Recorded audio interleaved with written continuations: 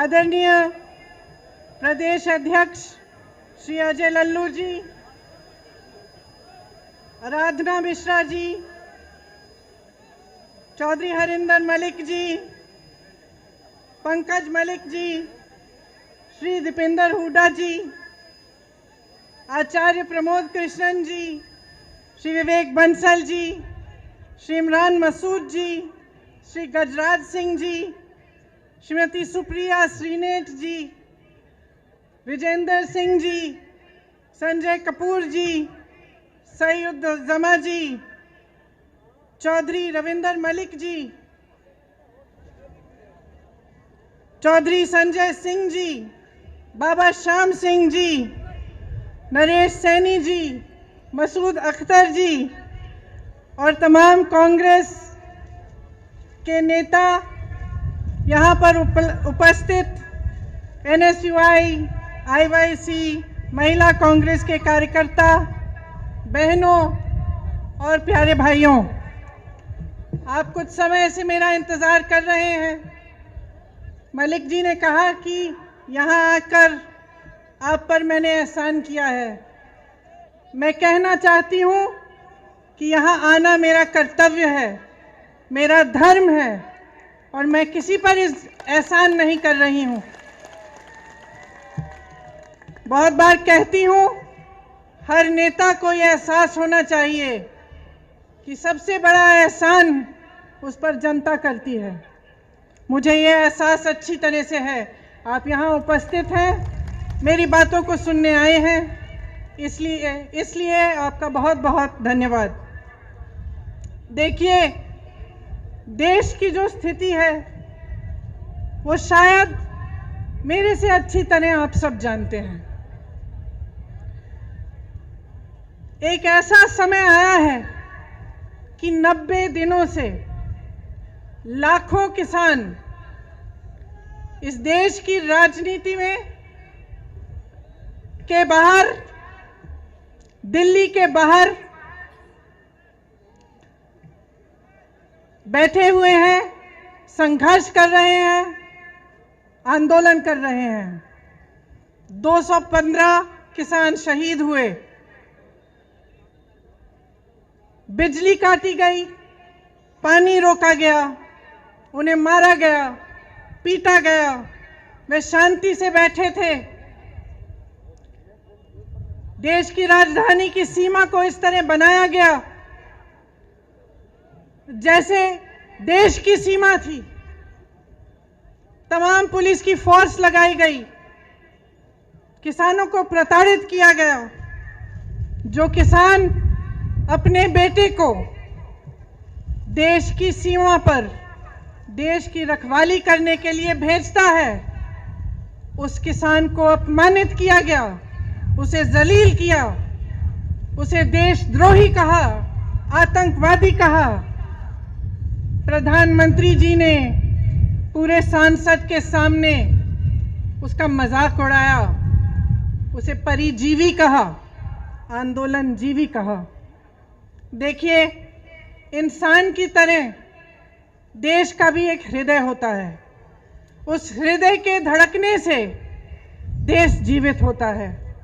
मेरा मानना है कि हमारे देश का हृदय, उसका दिल किसान है, जो जमीन से जुड़ा है, जमीन को सींचता है, उसे उपजाऊ बनाता है, इस देश का अन्नदाता है, इस देश को जीवित करता है। लेकिन आज जब चौधरी तिकायत जी के आंखों में आंसू आते हैं तो हमारे प्रधानमंत्री जी के होठों पर मुस्कुराहट आती है, उन्हें मजाक सूझता है।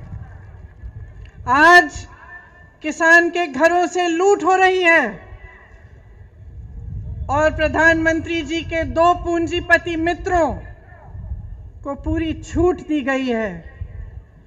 आपके सामने आकर प्रधानमंत्री जी ने बार बार हर चुनाव में ये वादा किया था कि गन्ने का भुगतान आपको दिया जाएगा। मैं आपसे पूछना चाहती हूं, आपको मिला? उन्होंने कहा था आपकी आमदनी दुगनी होगी। मैं आपसे पूछना चाहती हूं, दुगनी हुई? आपको मालूम होगा कि पूरे देश भर में गन्ने का भुगतान 15,000 करोड़ रुपए है। और आज मैं आपको बताना चाहती हूं, शायद आपको ये नहीं मालूम होगा कि प्रधानमंत्री जी ने अपने लिए दुनिया में भ्रमण करने के लिए 2 हवाई जहाज खरीदे और उन 2 हवाई जहाजों की कीमत 16,000 करोड़ रुपए है। आपके गन्ने के भुगतान से ज्यादा उनके पास अपने 2 हवाई जहाजों को खरीदने के लिए पैसे हैं, लेकिन आपके देश भर के किसान के भुगतान के लिए पैसे नहीं हैं। ये स्थिति है आज देश की। आपसे वादा किया गया था कि 14 दिनों में भुगतान होगा, लेकिन आपने क्या देखा? पिछले 4 सालों में गन्ने का दाम नहीं बढ़ा।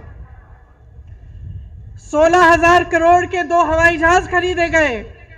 20,000 करोड़ की स्कीम बन रही है कि जो संसद भवन है, जो देश की राजधानी इंडिया गेट है और उसके आसपास की जो इमारतें हैं, उनके सुंदरीकरण के लिए 20,000 करोड़ की स्कीम बन रही है। लेकिन आपके गन्ने के भुगतान के लिए 15,000 करोड़ उपलब्ध नहीं है। डीजल आपको 2018 में 60 रुपए में मिलता था, आज कहीं 80 रुपए, कहीं 90। डीएपी 1100 रुपए में मिलता था, आज 1200 रुपए का है। बिजली के बिल बढ़ते चले जा रहे हैं। गैस सिलेंडरों की कीमत बढ़ती चली जा रही है, मगर आपके गन्ने के दाम आपको नहीं मिल रहे हैं, वो वहीं का वहीं है। मैं कुछ दिनों पहले बिजनौर गई, कुछ किसानों ने मुझे पर्चियां दिखाई। शायद उसी दिन जो नया दाम है वो जारी किया गया था, उससे पहले की पर्चियां दिखाई, उस पे 000 लिखा था। आपको मालूम होगा कि भाजपा सरकार ने पिछले साल डीजल पे जो टैक्स लगाई, उससे 3.5 लाख करोड़ रुपए कमाए। मैं पूछना चाहती हूं, कहां गए वो रुपए? 2014 से अब तक मोदी सरकार ने पेट्रोल डीजल पर टैक्स बढ़ाकर, आपको मालूम नहीं होगा, 21,50,000 रुपए कमाए। मैं पूछना चाहती हूं, कहां गया वो पैसा जिसका हक है, जो दिन रात इस देश के लिए काम करता है, जो अपने पसीने से, अपने खून से इस देश को सींचता है? उसको क्यों नहीं मिला है ये पैसा? नौजवान को क्यों नहीं मिला? रोजगार क्यों नहीं दिया? और जब वही किसान प्रताड़ित होकर अपनी समस्या लेकर आपके पास आया, तो आपने उसकी बात क्यों नहीं सुनी? दिल्ली का बॉर्डर नरेंद्र मोदी जी के घर से कितना दूर है? 5-6 किलोमीटर दूर होगा। और वही प्रधानमंत्री जो अमेरिका जा सकते थे, पाकिस्तान जा सकते थे, चीन जा सकते थे, जिन्होंने पूरी दुनिया में भ्रमण किया, वो उन लाखों किसानों के पास नहीं जा पाए, उनके आंसू पोंछ नहीं पाए, उनकी बात नहीं सुन पाए। क्यों? क्योंकि उनकी राजनीति सिर्फ अपने लिए है, अपने लिए और अपने खरबपति पूंजीपति मित्रों के लिए है। इसी समय जब पूरा देश तड़प रहा है, किसान तड़प रहा है, भुगतान नहीं हो रहा है, इसी साल में अगर आप देखेंगे कि इन 1-2 खरबपति मित्रों ने कितना पैसा कमाया तो आप चौंक जाएंगे। हजारों करोड़ कमाया है और आप सड़क पे बैठे हुए अपने हक के लिए संघर्ष कर रहे हैं, आंदोलन कर रहे हैं और कोई सुनने को तैयार नहीं है। जो 3 कानून इस सरकार ने निकाले हैं उनका सार तो आप जानते ही होंगे। पहला कानून कि प्राइवेट मंडियां लगेंगी और सरकारी मंडियों में जो टैक्स लिया जाता है वो प्राइवेट मंडियों में नहीं लिया जाएगा। इसका मतलब क्या है?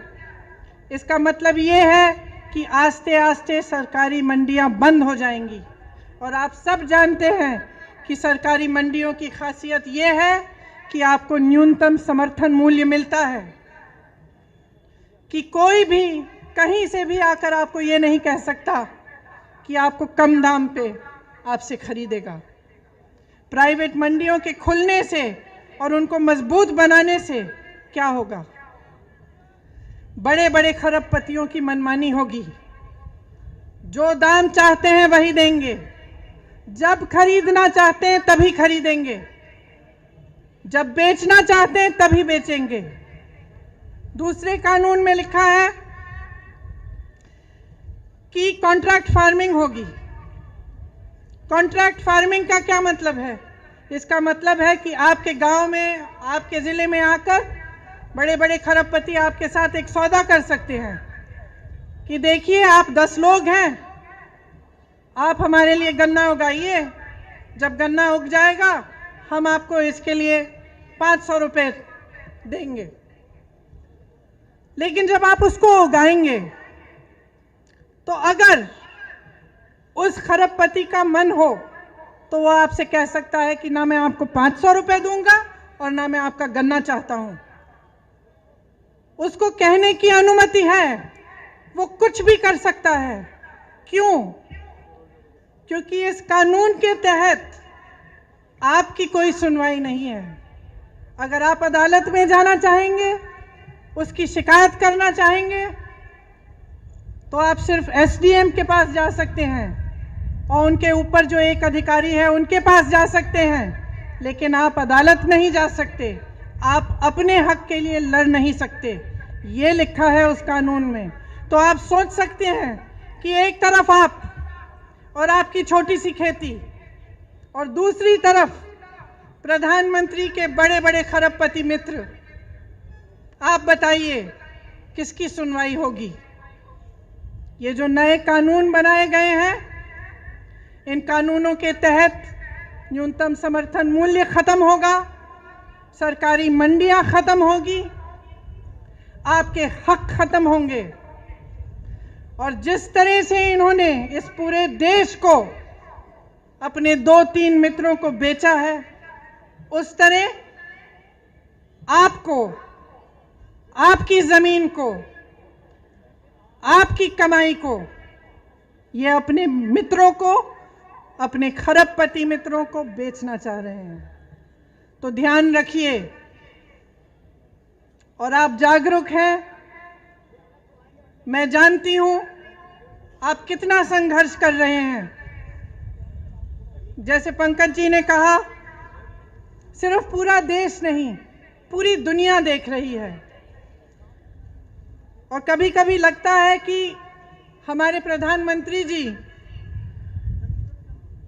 जैसे पुरानी कहानियों में अहंकारी राजा होते थे, जो जैसे जैसे उनकी सत्ता बढ़ती चली जा रही थी वो अपने महल में बंद हो जा रहे थे। लोग उनके सामने सच्चाई कहने से डरने लगे, उनके सामने गिड़गिड़ाने लगे, उनका अहंकार बढ़ने लगा। ऐसा लगता है कि हमारे प्रधानमंत्री जी भी एक तरह से उन्हीं अहंकारी राजाओं की तरह बन गए हैं। उनको ये भी समझ नहीं आ रहा है कि जो जवान इस देश की सीमा को सुरक्षित रखता है, वह जवान किसान का बेटा है। उस जवान का आदर करना चाहिए, किसान का आदर करना चाहिए। और जब महीनों से संघर्ष चला आ रहा है। वही देशवासी जिसने प्रधानमंत्री को सत्ता दी, जिसने उन्हें प्रधानमंत्री बनाया, उन्हें समझ में नहीं आ रहा है कि उनकी सुनवाई होनी चाहिए, कि आपसे बातचीत होनी चाहिए। वो कहते हैं कि ये कानून आपके लिए बना है, किसानों के लिए बना है। तो क्या वो बता सकते हैं कि किस किसान ने बनाया, किस किसान से बात की? और अगर पूरे देश भर का किसान कह रहा है कि भाई प्रधानमंत्री जी, हमें ये आपका कानून नहीं चाहिए, वापस ले लीजिए इसको, तो वो वापस क्यों नहीं ले रहे हैं? इस कानून को रद्द क्यों नहीं कर रहे हैं? अपडेट्स व बड़ी खबरों के लिए सब्सक्राइब करें आज प्रकाश टीवी और बेल आइकन